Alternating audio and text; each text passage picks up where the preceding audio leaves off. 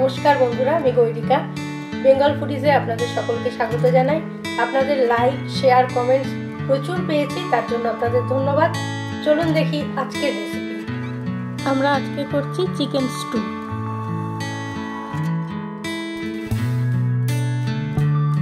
Chicken stew করতে লাগছে chicken, রসুন, কাঁচা লঙ্কা, পেঁয়াজ কুচি, আদা কুচি, একটু গাজর কেটে নিয়েছি, দারচিনি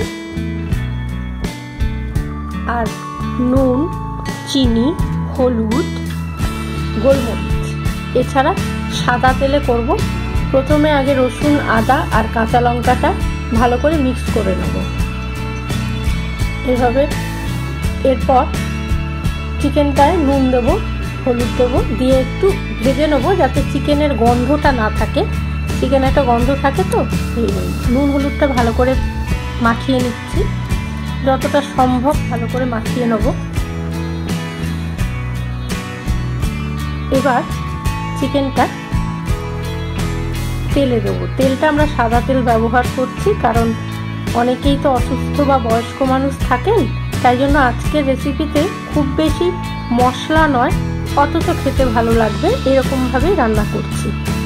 চিকেনটা একটু ভেজে নেব, তেলে দিচ্ছি।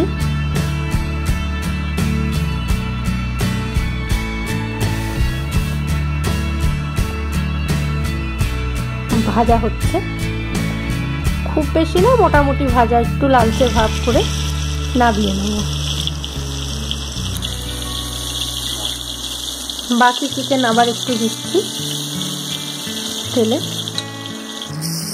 একইভাবে নুন হলুদ দিয়ে ভেজে নিলাম।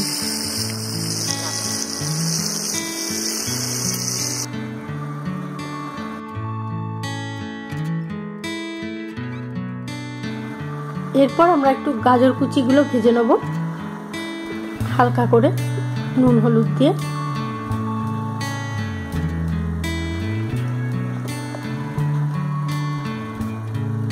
এটাও হালকা হালকা করেই ভাজবো, খুব বেশি নয়। হয়ে গেছে ভাজা, তুলে ফেলছি।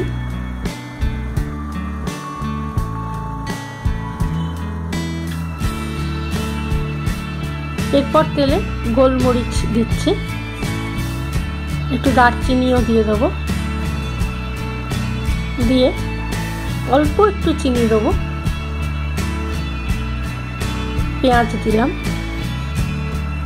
দিয়ে একটু ভেজে নেব নুন হলুদ দিয়ে। একটু নাড়িয়ে ভেজে নিচ্ছি। এরপর গাজর কুচি, ভাজা যে গাজর কুচি সেটা দিলাম, একটু নেড়ে নিয়ে এর মধ্যে এবার রসুন, আদা আর লঙ্কার যে পেস্টটা রয়েছে সেটা দেব।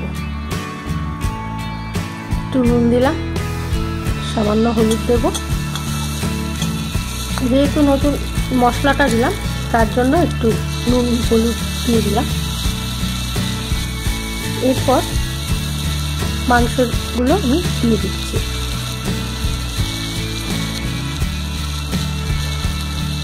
একটু মিশিয়ে নিচ্ছি সবগুলো মশলাটা। এরপর এটার মধ্যে আমি একটু জল আগেই গরম করে রেখেছিলাম, সেই গরম জলটা দিয়ে দেবো।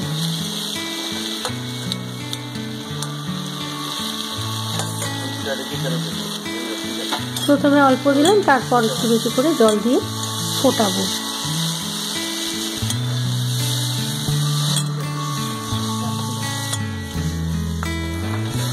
ফোটানো হয়ে গেলে নামিয়ে নেব।